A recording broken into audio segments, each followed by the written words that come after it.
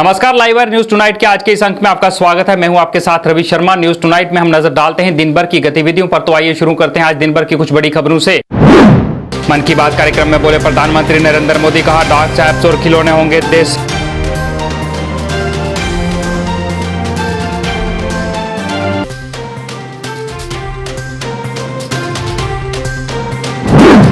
श्रीनगर के पंथा चौक इलाके में हुई मुठभेड़ में सेना ने मार गिराए 3 आतंकी। जम्मू कश्मीर पुलिस का एक जवान भी शहीद।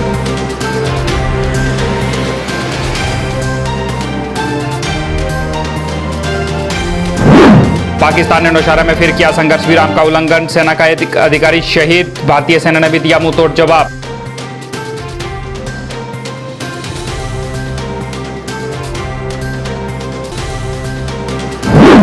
और भारतीय जनता पार्टी के संगठन मंत्री अशोक कौल ने किया नेशनल कॉन्फ्रेंस पर हमला, कहा नेशनल कॉन्फ्रेंस ने 70 साल तक जम्मू कश्मीर के लोगों के साथ किया मजाक।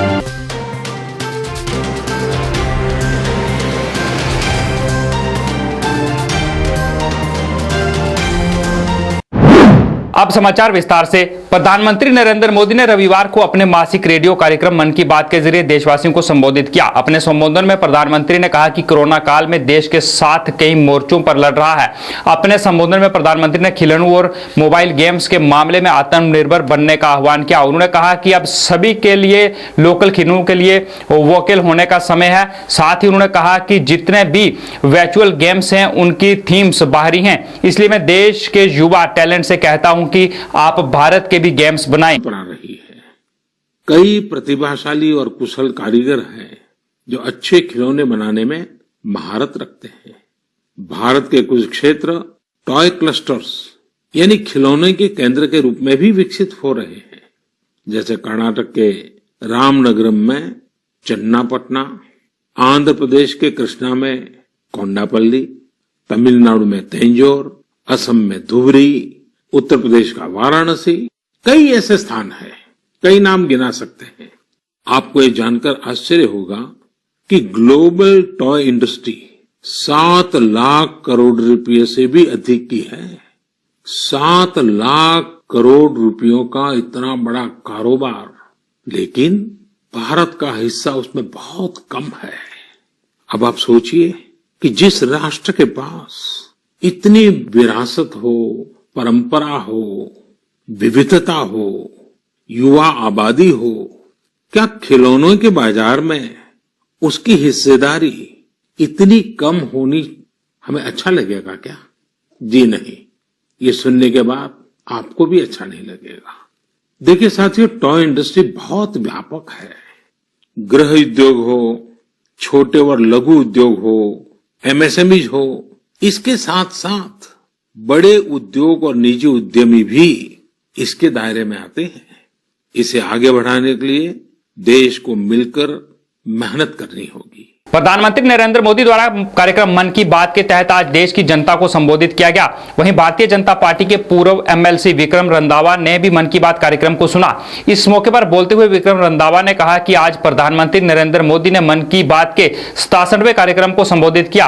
विक्रम रंधावा ने कहा कि प्रधानमंत्री नरेंद्र मोदी हर महीने के आखिरी रविवार को देश की जनता को संबोधित करते हैं और जनता से जुड़े मुद्दे और जानकारियां हासिल करते हैं और उन्हें हल करने का भी पूरा प्रयास करते हैं। आज का जो 67वां प्रकरण था और आदरणीय प्रधानमंत्री नरेंद्र मोदी जी प्रधान सेवक की तरह हर महीने के आखिरी रविवार पूरे देश के साथ न सिर्फ रूबरू होते हैं बल्कि देशवासियों की जो विषय भावनाओं के साथ जुड़े होते हैं उन पे लगातार आधा घंटा बात करते हैं। सबसे बड़ी बात यह है कि आदरणीय प्रधानमंत्री जी ने बच्चों के लिए जो खिलौने हैं वो देश में निर्माण जिनका हो रहा है उन खिलौनों के इस्तेमाल के ऊपर बल दिया है और बच्चों के लिए खिलौने भी ऐसे तैयार हों जिन खिलौनों से बच्चों के अंदर एक एक्टिविटी ऊर्जा की पैदा हो, एक बच्चों के अंदर भी ऐसा हो कि उस खिलौने से कुछ ना कुछ वो सीखें। और यकीनन मुझे लगता है कि आज के इस प्रकरण के बाद बहुत सी ऊर्जा हमारे बच्चों को भी मिलेगी।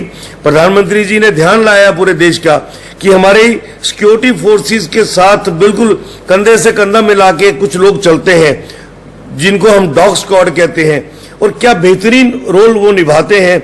आज इस प्रकरण के माध्यम से आदरणीय प्रधानमंत्री जी ने बताया है कि चीफ ऑफ आर्मी स्टाफ का एक कमेंडेशन मिलता है जो जवान बेहतरीन तरीके से परफॉर्म करता है। आज सोफी और दीवा को जो अवार्ड मिला है चीफ ऑफ आर्मी स्टाफ के माध्यम से उन्होंने बेहतरीन कार्य किया है। और आज पता लगा है, पूरे देश को भी इसकी जानकारी मिली होगी कि ये बलराम एक डॉग स्क्वाड का साथी था जिसने 2006 में अमरनाथ यात्रा के रास्ते में आईईडी बहुत बड़ा लगाया हुआ था, उसको डिफ्यूज कराया था, सैकड़ों लोगों की जान बचाई। और जिस तरीके से आदरणीय प्रधानमंत्री जी ने देश का ध्यान केंद्रित किया है, हर पहलू को छूने का प्रयास किया है, मुझे लगता है कि हम सबका बड़ा सौभाग्य है कि आदरणीय प्रधानमंत्री जी हर महीने हमें न सिर्फ आशीर्वाद देते हैं बल्कि हमसे रूबरू भी होते हैं और हमारी भावनाओं के साथ जुड़ी हुई बातें करते हैं। और आज 67वां प्रकरण था। मुझे लगता है कि ऐसे प्रधानमंत्री जी का आशीर्वाद अगर देश को लगातार मिलता रहा तो भारत मजबूत भारत और उज्जवल भारत बनने से कभी भी पीछे नहीं रह सकता। श्रीनगर के पैंथा चौक इलाके में जारी इनकाउंटर में सुरक्षा बलों ने 3 आतंकियों को ढेर किया है। इससे पहले आतंकियों ने पुलिस और सीआरपीएफ के नाके पर हमला बोला था। आतंकी हमले में एक एएसआई शहीद हो गए। कश्मीर जोन पुलिस के मुताबिक आतंकियों ने पैंथा चौक पर पुलिस और सीआरपीएफ के संयुक्त नाके पर हमला किया। इसके बाद पुलिस और सीआरपीएफ संयुक्त टीम ने इलाके को खाली करा के सर्च ऑपरेशन शुरू किया। जानकारी के अनुसार रात को सीआरपीएफ तथा पुलिस की संयुक्त टीम ने पैंथा चौक इलाके में नाका लगाया हुआ था। नाके पर वाहनों की जांच की जा रही थी। इस दौरान एक मोटरसाइकिल पर सवार होकर 3 हमलावर आए। उन्होंने आते ही जवानों पर फायरिंग शुरू कर दी। इस तरफ से जवानों की तरफ से कार्रवाई की गई, जिसके बाद आतंकी मौके से भाग निकले। उनका पीछा किया गया। एक मोहल्ले में आतंकियों को घेर लिया गया। अतिरिक्त जवानों ने मौके पर आकर पोजीशन को संभाला, जिसके बाद दोनों तरफ से मुठभेड़ शुरू हो गई। पुलिस के अनुसार पुलवामा के जदूरा क्षेत्र में एक मुठभेड़ में 3 अज्ञात आतंकी मारे गए। वहीं कल शाम को अंधेरा होने के बाद इस मुठभेड़ को बंद कर दिया गया था और आज सुबह जब एक बार फिर से मुठभेड़ शुरू हुई तो उससे पहले सुरक्षा बलों द्वारा आतंकियों के परिवारों को बुलाकर उनसे अपील की गई वह आत्मसमर्पण कर दें, मगर आतंकियों ने सुरक्षा बलों पर गोलाबारी शुरू कर दी, जिसके बाद सुरक्षा बलों ने जवाबी कार्रवाई की और इसमें 3 आतंकी मारे गए।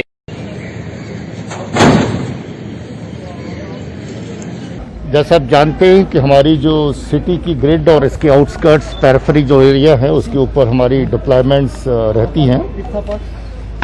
पैंथा चौक का नाका जो हमारी जम्मू कश्मीर पुलिस और सीआरपी द्वारा जॉइंट नाका वहां पर लगा हुआ था और वहां चेकिंग भी बीच में गाड़ियों की चल रही थी। इतने में एक बाइक बॉर्न यूथ वहां से गाड़ी से निकले और उन्होंने हमारी पार्टी के ऊपर फायर किया। फायर करने के बाद कोशिश भी करी कि कोई वेपन उनके हाथ आ जाए और वो वेपन स्नैच कर सकें, मगर जो होशियार दस्ता वहां पर पुलिस और सीआरपी का लगा था, इन्होंने ना सिर्फ उस अटेम्प्ट को नाकाम किया बल्कि उनका पीछा किया, जिसके चलते उन्होंने अपना जो बाइक है उसको नीचे फेंक दिया और बाइक को फेंकने के बाद पैदल दौड़ लगानी शुरू कर दी। उस दौड़ के दौरान हमारी पार्टी ने ज़बरदस्त तरीके से उनको चेज़ किया और चेज़ करते वहाँ तक ले गए जहाँ जाकर के उन्होंने छुपने का ठिकाना ढूंढा। धोबी मोहल्ला पैंथा चौक में हमारी तमाम पार्टियां, वैली की केओटी, हमारी एसओजी की टीम, सीनियर ऑफिसर्स मौके पर पहुंच गए और उन्होंने ऑपरेशन जो है उसको सुपरवाइज किया। थोड़े ही अरसे के बाद जब तलाशी एरिया की शुरू हुई तो फायरिंग शुरू हो गई। फायरिंग का जवाब दिया जिसमें एक मिलिटेंट पहले मारा गया। फायरिंग चलती रही और ये ऑपरेशन अर्ली मॉर्निंग तक चलता रहा और रात तक सीनियर ऑफिसर इस ऑपरेशन को फिजिकली मॉनिटर करते रहे। तमाम फोर्सेस के सीनियर अफसर मौके पर खुद तैनात रहे। अर्ली मॉर्निंग जब जो ऑपरेशन कंक्लूड हुआ, हमने फिर बार एक कोशिश करी जैसे हर बार करते हैं कि जो बाकी बचा हुआ एक आतंकी था उसको सरेंडर करने का मौका दिया जाए। उसके घर वालों को पामपुर के एरिया से बुलाया गया, उनसे अपील करवाई गई, मौका दिया गया कि इसके बावजूद कि हमने अपना एक साथी खोया था, इसके बावजूद हमने ये कोशिश करी कि वो अगर सरेंडर करना चाहे तो उसको सरेंडर करने का मौका दिया जाए। मगर उस वक्त जब ये ऑफर दे रहे थे दोबारा फायरिंग शुरू हो गई और उस फायरिंग के दौरान फिर जो दूसरा और तीसरा आतंकी वो भी मारे गए। तीनों आतंकी लश्कर तौबा से वाबस्ता हैं और उनमें से एक पुराना है, कमांडर है उनका, जो काफ़ी लंबे अरसे से आतंकी कार्रवाइयों में शामिल है। बहुत सारा आतंकी क्राइम जो है उसके खाते में है और मैं समझता हूँ कि जहाँ अलर्ट फोर्सेस ने, जो हमारी डिप्लॉयमेंट्स ने एक हादसा जो है उसको बचाया है, इसके साथ साथ एक कामयाब ऑपरेशन भी किया है। वहीं पैंथा चौक मुठभेड़ में शहीद हुए जम्मू कश्मीर पुलिस के असिस्टेंट सब इंस्पेक्टर बाबूराम को श्रद्धांजलि दी गई। इस दौरान डीजीपी दिलबाग सिंह, सीआरपीएफ और सेना के अधिकारियों ने भी शहीद बाबूराम को श्रद्धांजलि दी।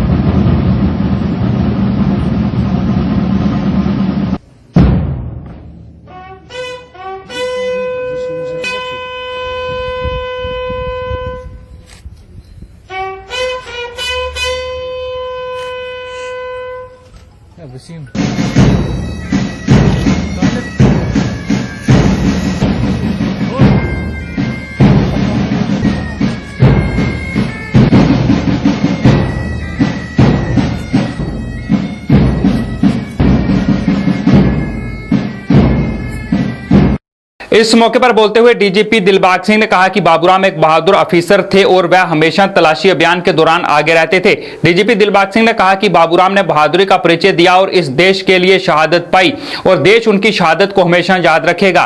डीजीपी दिलबाग सिंह ने कहा कि वह उनके परिवार के साथ सहानुभूति व्यक्त करते हैं और परिवार की वह हर संभव सहायता करेंगे। बाबूराम एक लीड रोल में रहने वाला हमारा बहादुर साथी था जो हमेशा पहले वाली पार्टी में आगे चलता था, तो जाहिर है जो लीड पार्टी में आगे होता है सबसे बड़ा नुकसान उसको उठाना पड़ता है।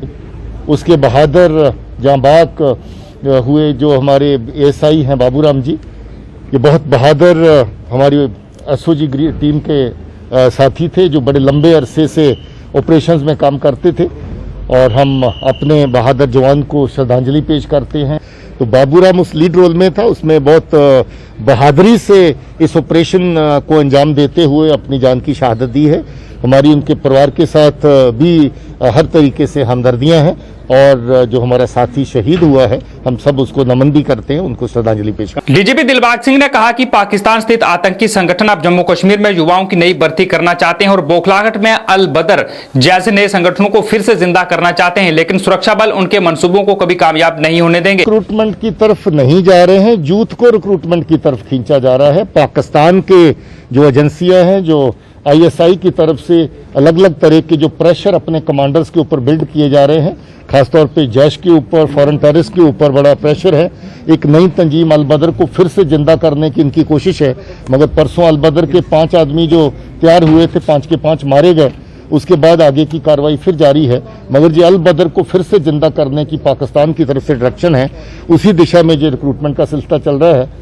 मगर अगर मान लीजिए कि जो वहाँ पर मारा गया शकूर परे, उसने 12 लड़के ज्वाइन करवाए थे, 12 में से 4 लोग मारे गए उसके साथ एनकाउंटर में, 2 लोग घर वापस लौट आए हैं पुलिस की और उनके घर वालों की मेहनत का सदका, और उसमें 6 लोग अभी भी एक्टिव है।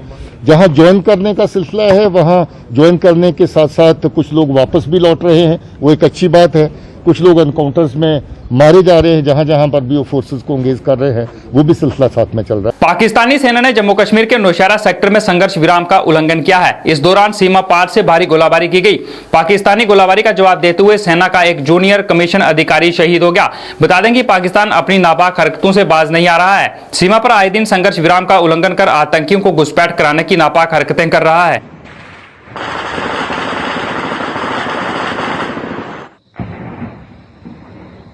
भारतीय जनता पार्टी के संगठन मंत्री अशोक कोल ने नेशनल कॉन्फ्रेंस पर निशाना साधते हुए कहा कि पिछले 70 वर्षों में नेशनल कॉन्फ्रेंस ने जम्मू कश्मीर की जनता के साथ मजाक किया है। अशोक कोल ने कहा कि भारतीय जनता पार्टी ने जो वादे जम्मू कश्मीर की जनता के साथ किए थे वह पूरे किए हैं, लेकिन ये सब चीजें नेशनल कॉन्फ्रेंस को बर्दाश्त नहीं हो रही। अशोक कोल ने गुपकार पर पूछे सवाल पर कहा कि यह भी मात्र एक ड्रामा है, इससे भी नेशनल कॉन्फ्रेंस को कुछ हासिल नहीं होगा। मजाक तो इन्होंने किया है, हमने जो ठीक करना था वो ठीक किया है। मजाक तो इन्होंने किया लोगों से, 70 साल में इन्होंने मजाक किया, वो मजाक इन लोगों ने किया। एनसी क्या कहती है? एनसी में 53 में फारूक अब्दुल्ला जी अरेस्ट हो गए। अरेस्ट होने के बाद फिर उन्होंने पब्लिसाइड फ्रंट बनाया। उस पब्लिसाइड फ्रंट के चेयरमैन खुद थे और अफजल बेग उसके वर्किंग प्रेसिडेंट थे। और 75 में जब फिर से चीफ मिनिस्टर बने तब उन्होंने बताया कि जो कानून यहाँ लगे हैं इन कानूनों को हटाना चाहिए। एक कमेटी बनाई शेख साहब ने 3 मिनिस्टरों की। उस कमेटी ने कहा कि नहीं ये कानून ठीक लगे हैं। अब मजाक कौन कर रहे हैं? क्यों लोगों को मरवा रहा है ये? क्यों लोगों को ये मरवाना चाहते हैं? मजाक तो ये लोग कर रहे हैं, मजाक थोड़ी कर रहे हैं। बीजेपी ने वो काम किया जो बीजेपी शुरू से ही 1947 से ही कह रही थी, वो उसने कर दिया। समय लगा उसमें, लेकिन मजाक तो ये लोगों से कर रहे हैं। आप फिर लोगों को मरवाएंगे, फिर लोगों को उनकी इमोशंस, उनकी इंस्पिरेशंस को भड़काएंगे और लोगों को मरवाएंगे। सफेद हाथी दिखाएंगे और मिलेगा कुछ नहीं। जो आज तक 70 साल में इन्होंने किया है, अपने घर भरे हैं, लोगों को कोई सुविधा नहीं दी है। मजाक तो ये लोग कर रहे हैं, हम नहीं। मुहर्रम का 10वां दिन अशूरा जम्मू के करबला में भी मनाया गया। इस दिन इमाम हुसैन ने मानवता की रक्षा करते हुए अपने 72 साथियों के साथ अपनी कुर्बानी दी थी। इस अवसर पर बोलते हुए करबला के शाही इमाम ने बताया कि इन 10 दिनों में लोगों ने करबला में आकर चल रहे कार्यक्रम में भाग लिया और इस अवसर पर प्रशासन द्वारा जारी सभी दिशा निर्देशों का पालन किया गया। उन्होंने लोगों से अपील की कि वह इमाम हुसैन के बताए रास्ते पर चले। उन्होंने इस अवसर पर देश की खुशहाली के लिए भी दुआ मांगी। इमाम हुसैन अलैहिस्सलाम का क़याम बुराइयों को ख़त्म करना और इंसानियत को बचाना। इमाम हुसैन अलैहिस्सलाम ने सारी इंसानियत की बका के लिए अपना और अपने जानिसारों का जो है वो हदिया करबला के मैदान में पेश किया। और इसीलिए सारी दुनिया में हर साल जब ये अय्याम आते, पहली मुहर्रम से लेकर 10 मुहर्रम को, तो ये इमाम हुसैन अलैहिस्सलाम की पुरजोश अंदाज में और अकीदत के साथ में ये अय्याम मुनाकिद करते हैं, मनाते हैं उनकी याद में। और मजालिस अज़ा उनका जिक्र करके यहाँ पर जो है वो मोमिन इकट्ठा होते हैं, गिरिया करते हैं और उनसे सबक हासिल करते हैं। इसलिए कि इमाम हुसैन अलैहिस्सलाम ने जो है वो सारी इंसानियत को बचाया है।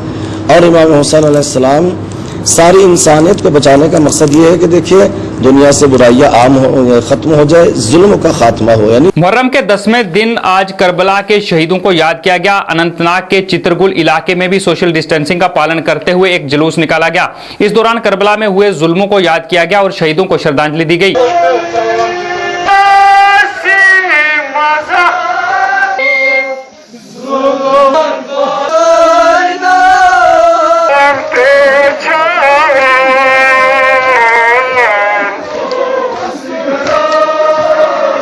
आज़ादारी हुसैन का ये किसी एक फिरके का नहीं है।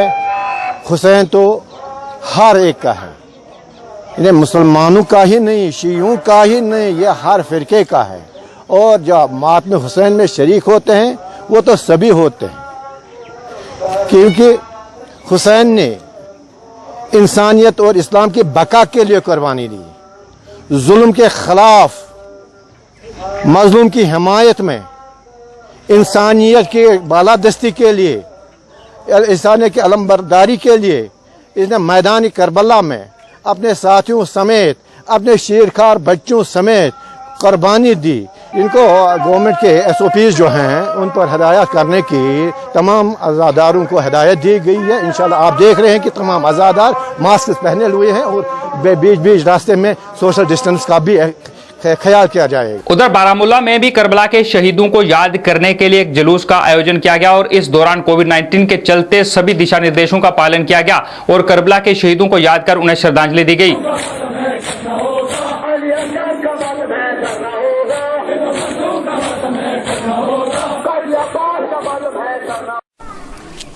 10 मुहर्रम वही दिन है, वही वक्त है जब हज़रत रसूलुल्लाह सल्लल्लाहु अलैहि वसल्लम के खानवादे को करबला की तपती हुई रेत पर शहीद किया गया। इमाम हुसैन अलैहिस्सलाम और उनके अरवाह और उनके असहाब सबको तन तनहा उनको कत्ल किया गया।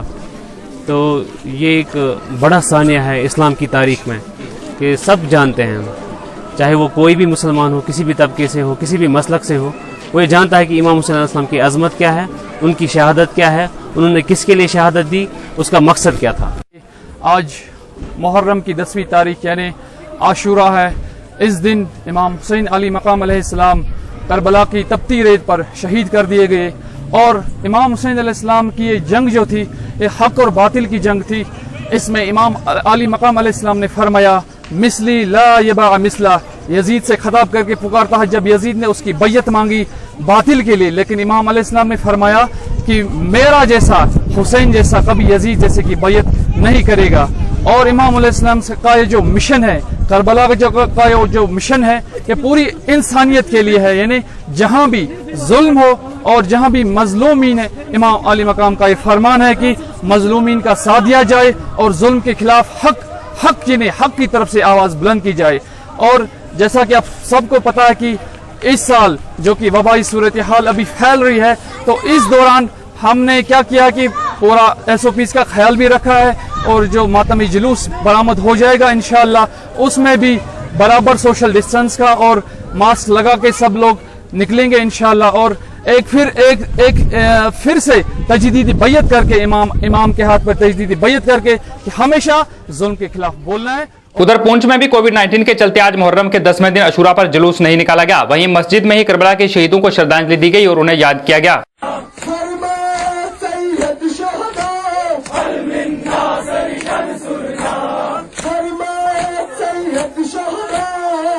गुजारिश करूं कि इस दिन की अहमियत, इस दिन का जो अहम तरीन मकसद है, आज के दिन हम इस अहम तरीन मकसद को समझने की कोशिश करें, इसलिए कि इमाम हुसैन अलैहिस्सलाम तारीख इंसानियत के, तारीख बशरियत के उस अशरफुल मखलूकात की औलाद हैं, उस रसूल गिरामी मर्तबत की नवासे हैं कि जो कायनात में आते ही परवरदिगार मुतआल इरशाद फरमाता है रहमतल लिल आलमीन आ चुके हैं।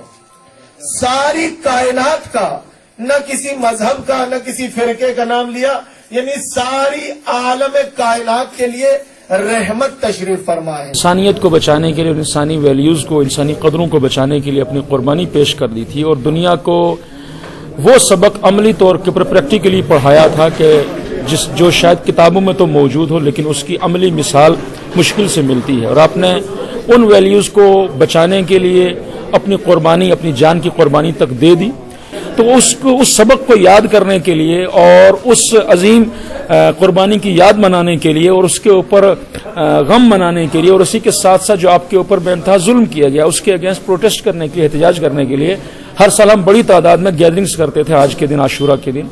लेकिन इस साल इस एक वबा की, कोविड की दहशत की वजह से थोड़ा सा हमें इस सिलसिले को तब्दील करना पड़ा। वो ये है कि जब इमाम का दर्स है कि इंसानियत के साथ मोहब्बत करना है, सारे इंसानों को एक नज़र से देखना है, तो फिर किसी भी तरीके का हम कोई ऐसा काम नहीं कर सकते थे और नहीं कर सकते और नहीं करना चाहिए कि जिससे हमें खुद या किसी दूसरे इंसान को किसी तरह का कोई खतरा पेश आ जाए। भारतीय जनता पार्टी के पूर्व विधायक व मंत्री अब्दुल गनी कोहली द्वारा आज एक पत्रकार वार्ता का आयोजन कर बारिश के कारण लोगों को पहुंचे नुकसान का लोगों को मुआवजा देने की मांग प्रशासन से की गई। अब्दुल गनी कोहली ने प्रशासन से मांग की कि जिन लोगों के घरों को नुकसान पहुंचा है उन्हें भी मुआवजा दिया जाए। असेस कर लें और उनको जो है मुआवजे के लिए प्रोग्राम बनाएं और दूसरे एडमिनिस्ट्रेशन जाए मौके पे, ताकि लोगों के साथ ये पता लगे कि लोगों के साथ इस एडमिनिस्ट्रेशन को हमदर्दी है और हमारे दुख सुख में शरीक हुए हैं। इसके अलावा मैंने कहा जो जिनके मकान कोलैप्स हो गए हैं उनको इमीडिएटली टेंट मुहैया किया जाए ताकि वो अपना सिर उस नंगे आसमान के सामने, बिल्कुल कुछ नंगे बैठे हैं जो मुझे पता लगा है, तो उनको एडमिनिस्ट्रेशन को चाहिए कि उनको टेंट वगैरह मुहैया किए जाए, जो मैंने उनसे दरख्वास्त की है। अब्दुल गनी कोहली ने प्रशासन से अपील की कि अब गुज्जर और बकरवाल समुदाय के लोग कश्मीर घाटी से जम्मू की तरफ रवाना होंगे और उनकी सुरक्षा को सुनिश्चित किया जाए ताकि उन्हें आने जाने में कोई परेशानी ना हो। खासकर मीना मार्ग जो द्रास के पास है, अब वहां से लोग शुरू हो गए हैं। अभी कुछ जो नजदीक के सोना मार्ग या बाकी ग्रेस ट्रेल के हैं, ये 15-20 दिन के बाद इन्होंने वापस आने शुरू होना है। लेकिन मुझे खुशी है और मैं मशकूर हूँ डिविजनल कमिश्नर कश्मीर का, जब मैंने उनसे बात की उन्होंने मैं रिटर्न में मुझे कहा कि अंदर लोकल कोई रिस्ट्रिक्शन नहीं है और जो लोग जम्मू में आएंगे उनके लिए परमिशन देनी पड़ेगी। और मैंने डीसी शुपैया को और बाकियों को भी मैंने कह दिया है ताकि इनको फैसिलिटेट करें, वापसी आने में कोई दिक्कत ना हो। मुझे बड़ा अच्छा लगा कि उन्होंने स्टेप एडवांस में ले लिया है, उससे जो यहाँ से जाते हुए लोगों को परेशानी हुई थी, कम से कम मुझे उम्मीद है कि अब वापसी पे वो परेशानी जो है उन लोगों। जिला डोडा के गंदो इलाके में 11 दिन तक बाजार बंद रहने के बाद आज कुछ शर्तों के साथ जरूरी सामान वाली दुकानों को खोलने की अनुमति दी गई। इस मौके पर एसडीएम गंदो प्रीतम लाल थापा ने जानकारी देते हुए बताया कि जब तक स्थिति सामान्य नहीं हो जाती तब तक कुछ पाबंदियों के साथ बाजार खोले जाएंगे और रविवार को बाजार बंद रहेंगे। गुंदो की ग्वाड़ी मार्केट में वो तहसील भलेसा ही पड़ती है और ये मार्केट जो है पिछले कई सप्ताहों से बंद पड़ी हुई है कोरोना केसेस के कारण, क्योंकि इस मार्केट में भी कुछ केसेस डिटेक्ट हुए थे पिछले दिनों और यहाँ पर जो है बारी बारी से पिछले 2 या 3 दिनों से दुकानें खोलने की इजाज़त दी जा रही है, लेकिन बहुत ही सीमित मात्रा में। खाली एसेंशियल सर्विस में जो मेडिकल की दुकानें आती हैं उनको छोड़ करके सभी दुकानों को नियम अनुसार कुछ शर्तों के साथ खोला जा रहा है। कुछ दुकानों को जैसे दाएं साइड की दुकानें हैं उन्हें एक दिन खोला जाता है या बाएं साइड की दुकानों को दूसरे दिन खोला जाता है। तो इस प्रकार की प्रक्रिया यहाँ पर चलती आ रही है और एसडीएम गुंदो से जब हमारी बात हुई तो उन्होंने कहा कि अगले 2 से 3 हफ्तों तक इसी प्रकार चलता रहेगा जब तक यहाँ पे कोरोना केसेस कम नहीं हो जाते, क्योंकि कल भी 4 से 5 केसेस यहाँ पर जो है हमारे भलेसा के अंदर डिटेक्ट किए गए हैं, नए केसेस आए हैं। इसकी वजह से जो है यहाँ पर पूरी भलेसा की जितनी भी मार्केट्स यहाँ से भलेसा के दायरे में पड़ती हैं उनको बंद रखा गया है और संडे को पूरा शटडाउन रखा जाता है। किसी भी दुकान को सिर्फ मेडिकल की दुकान के अलावा खोलने की इजाज़त नहीं दी जाती है। तो यहाँ पे प्रशासन ने भी लोगों से अपील की है कि वो संयम बना करके रखें और बिल्कुल भी जो है SOP जो गवर्नमेंट द्वारा दी गई उनका पालन करें ताकि इस बीमारी से जीता जा सके। वहीं SDM ने लोगों से अपील की कि वह प्रशासन द्वारा जारी दिशा निर्देशों का पालन करें। और 19 तारीख से इनफैक्ट 19 तारीख ऑर्डर किया, 20 से हमने ये सारी मार्केट्स बंद रखी हुई है। उसके बाद 24 से हमने ऑर्डर करके प्रॉपरली जो एसेंशियल सर्विसेज हैं जैसे फ्रूट वेजिटेबल्स की शॉप हो गई, देन आपका चिकन मीट हो गया, बेकरी शॉप्स हो गई, इनको डेली हमने खोला है। 11 to 4 हमने इनको टाइमिंग दी है with proper social distancing norm से खोल सकते हैं दुकानें। देन करियाना स्टोर्स जो है वो अल्टरनेटिव बेस पे हमने रखा हुआ है। एक साइड वाले एक दिन खोलेंगे, अगले दिन दूसरी साइड वाले, ठीक है। और संडे को हमने मार्केट बंद रखी हुई है, कंप्लीट मार्केट बंद रखी हुई है। एंड मेडिसिन शॉप को हमने हर दिन अलाउ किया हुआ एज पर रूटीन, वो खोल सकते हैं but social distancing norms, other safety measures उनको भी फॉलो करने हैं। तो ये कुछ मेजर्स हैं, जब तक हमारा थोड़ा कंट्रोल नहीं हो जाता एटलीस्ट 3 हफ्ते का तक तो हम ये रखेंगे। ये सब जो गवर्नमेंट एफर्ट्स कर रही है, मेजर्स हम ले रहे हैं, चाहे वो लॉकडाउन है, चाहे वो लोगों को बार बार हम बताते हैं कि सेफ्टी मेजर्स, चाहे वो फेस मास्क है, सोशल डिस्टेंसिंग है, हैंड हाइजीन है, उसको फॉलो कर। जम्मू नगर निगम की वार्ड नंबर 52 अंबेडकर नगर में आज लोगों को बिजली की कमी से राहत देते हुए 400 kV का नया ट्रांसफार्मर लगाया गया। इस मौके पर वार्ड नंबर 52 के कारपोरेटर अजय गुप्ता भी मौजूद रहे। इस अवसर पर बोलते हुए अजय गुप्ता ने कहा कि वार्ड के लोगों की लगभग 10 साल पुरानी मांग थी जो आज पूरी हुई है और अब लोगों को आने वाली परेशानी खत्म होगी। ट्रांसफार्मर की 250 की जगह आज ये 400 kV का ट्रांसफार्मर लगाया गया है। ये लोगों की काफ़ी पुरानी डिमांड थी, तकरीबन 10 साल पुरानी, जो आज पूरी हुई है। मुझे इस चीज़ का बड़ी बेसब्री से इंतज़ार था कि यहाँ पे 400 kV का ट्रांसफार्मर लगे। यहाँ पे छोटे छोटे बच्चे रहते हैं और तकरीबन ये लोग जूझ रहे थे गर्मियों से। रोज़ तीसरे दिन ट्रांसफार्मर को प्रॉब्लम आती थी, ट्रांसफार्मर उड़ जाता था। मैं PDD डिपार्टमेंट से को भी बधाई देता हूँ इस चीज़ की, खास करके एक्शन PD सिंह जी जिन्होंने पूरा इनिशिएटिव लेकर के हमारा ये एक सपना कह सकते हैं जिसको पूरा किया है। जिला विकास आयुक्त जम्मू सुषमा चौहान के निर्देश पर तहसीलदार नॉर्थ जम्मू जय सिंह द्वारा आज वार्ड नंबर 67 मुट्ठी में डोर टू डोर कैंपेन चलाकर लोगों को डोमिसाइल सर्टिफिकेट दिए गए। इस मौके पर भारतीय जनता युवा मोर्चा के नेता रिंकू चौहान भी मौजूद रहे। इस मौके पर बोलते हुए तहसीलदार नॉर्थ जम्मू जय सिंह ने कहा कि जिला विकास आयुक्त जम्मू के निर्देश पर उन्हें इस तरह की कैंपेन चलाई है। और आज मैं जहाँ पे तहसीलदार जम्मू नॉर्थ जय सिंह मुट्ठी एरिया में डोमिसाइल सर्टिफिकेट डोर स्टेप पे देने की जो पहल बदी डिप्टी कमिश्नर जम्मू मैडम जी ने जो शुरू की है, उसी सिलसिले में हम जहाँ पे आए हैं। कुछ लोगों को हमने सर्टिफिकेट उनके डोर स्टेप पे कुछ जहाँ पे ही बना के दिए, डोर पे लोगों को ये सर्टिफिकेट फराहम किए गए। इस सिलसिले में हमारे साथ बहुत से सोशल एक्टिविस्ट जैसे हमारे रिंकू चौहान जी हैं, ये काफी साथ दे रहे हैं। लोगों से अपील करते हैं कि अगर कोई भी व्यक्ति उनसे पैसे की मांग करता है तो वह उनसे संपर्क करें, फिर उसके खिलाफ कड़ी कार्रवाई की जाएगी। कि एजेंट्स से मैं बार बार कहता हूं कि होशियार रहें। ये सर्टिफिकेट बिना किसी पैसे के बनते हैं, कोई पैसा नहीं लेता। अगर किसी को कोई शिकायत मौसूल होती है, कोई इस किस्म की हरकत करता आपको दिखाई देता है किसी को भी, तो वो मुझे बताएं ताकि मैं कड़ी से कड़ी कार्रवाई करूं और किसी को भी कोई पैसा नहीं देगा। जिन लोगों के सर्टिफिकेट अभी तक नहीं बने हैं उनको भी घबराने की ज़रूरत नहीं है।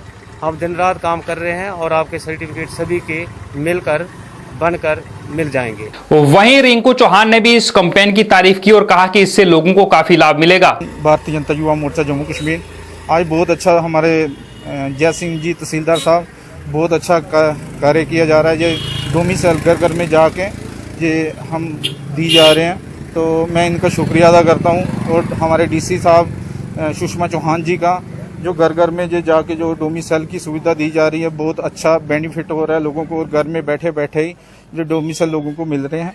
जम्मू कश्मीर प्रांत के महान संत युग पुरुष परम पूज्य श्री द्वारकानाथ शास्त्री जी महाराज ने सन 1992 में अग्नि समाधि ली थी और उन्होंने अपने आखिरी वचनों में लिखा था कि वह चाहते हैं कि उनके चाहने वाले उन्हें पत्थरों की बनी हुई दीवारों में ना देखें, पेड़ पौधे और वृक्ष लताओं में देखें। इसी को देखते हुए हर वर्ष समाधि स्थल स्वांजना में जुलाई और अगस्त के महीनों में हजारों की संख्या में वृक्ष लगाए जाते हैं। इसके साथ साथ लोग उनकी याद में अपने घर और आसपास भी वृक्ष लगाते हैं। वहीं कल पूरे भारत में कल के दिन को प्राकृतिक वंदन के रूप में मनाया जा रहा है। इसी पर श्री गंगाधर जी महाराज ने सभी संगत से आह्वान किया है कि वे अपने अपने घरों में एक वृक्ष जरूर लगाएं।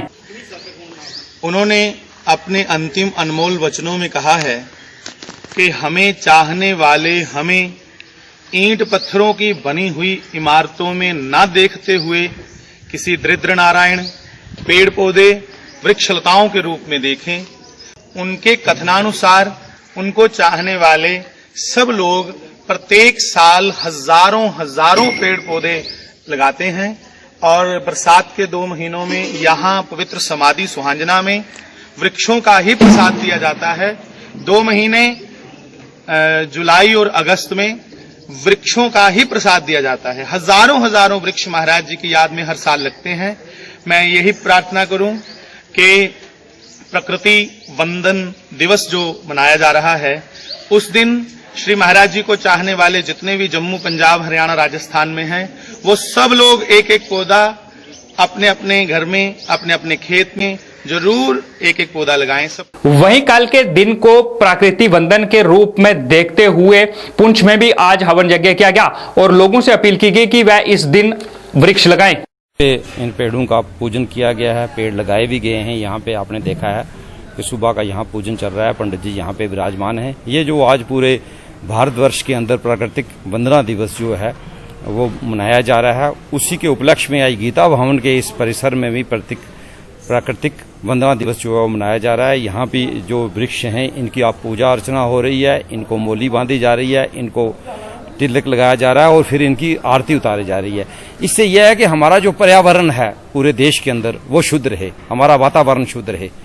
ये प्रकृति शुद्ध रहेगी, पर्यावरण शुद्ध रहेगा, हमारा वातावरण जो है वो भी शुद्ध रहेगा।